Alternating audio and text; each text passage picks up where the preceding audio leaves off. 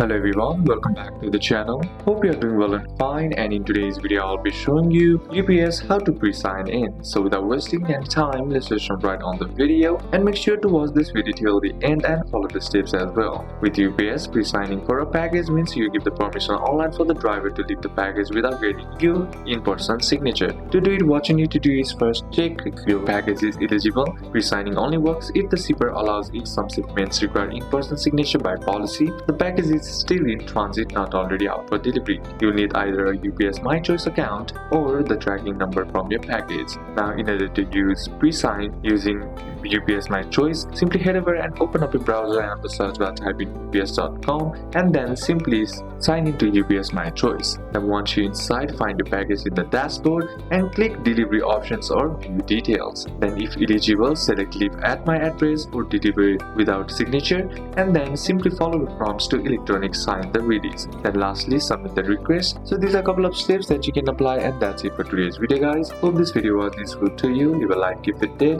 comment down any questions that you have, and see you soon on the next one.